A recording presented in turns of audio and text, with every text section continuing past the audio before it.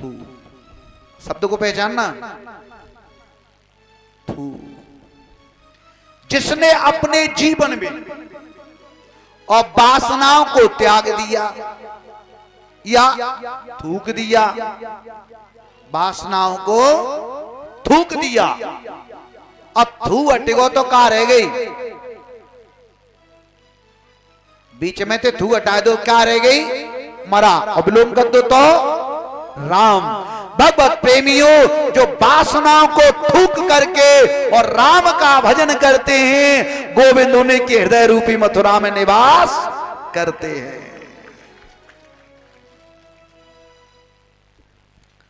भगवत प्रेमियों, गोविंद वहीं मिलेंगे जहां वासना नहीं होगी। जो वासनाओं को जीवन में त्यागते हैं, थूक देते हैं, गोविंद उनके हृदय रूपी और मथुरा में निवास करते हैं। तो मथुरा में बिन को नाम जुड़ो राम, चूंकि मरा मरा कहेंगे तो राम है जागे। मथुरा का सात्विकी भावार्थ राम है। भगवत प्रेमी तभी तो कहते हैं राम कृष्ण दो एक है, अंतर नहीं में। राम कृष्ण दो एक है, अंतर नहीं में। इनके नयन गंभीर हैं, उनके चपल विशेष रे भैया, उनके चपल विशेष।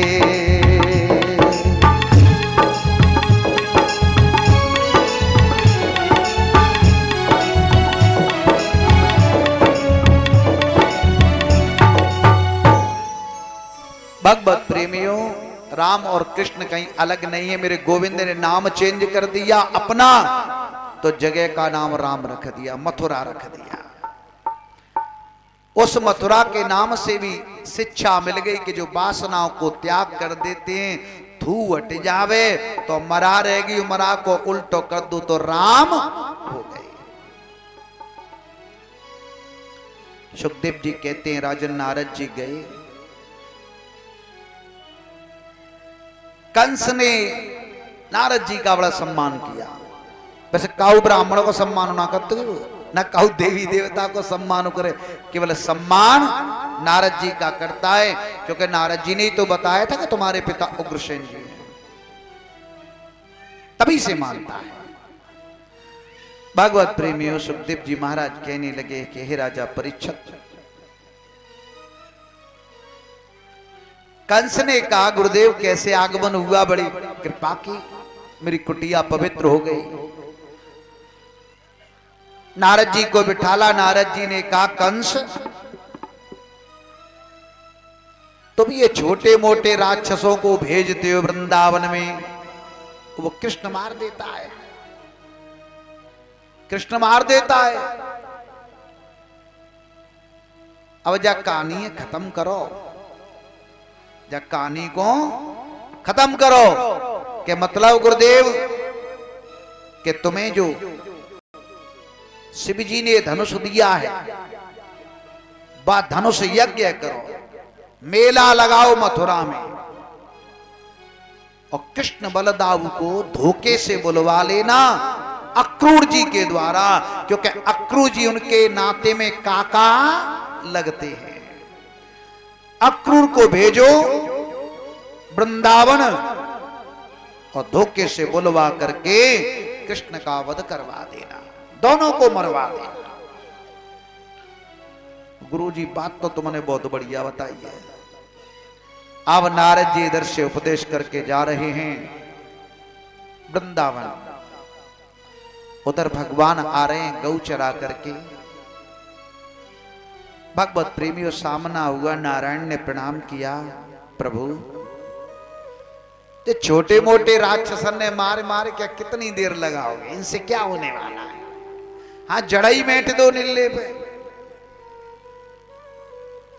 अब मैं ज्यादा तो ना कछु जानत प्रभु, लीलाएं त्याई बहुत हो गई, कंस का वध कब करोगे? भगवत प्रेमियों नारद जी कह रहे हैं मां कंस थे कह के आए कि परसों नो कृष्ण मर जाना चाहिए, और यहाँ कह रहे हैं कि परसों नो कंस मर जाना चाहिए। भगवान ने कही, नारद वहां का कह के आयो कि प्रभु अगर ऐसे नहीं उकसाऊंगा तो काम कैसे बनेगा, काम कैसे बनेगा। भगवत प्रेमियों, डेट दोनों को एक ही दे दी है, परसों की,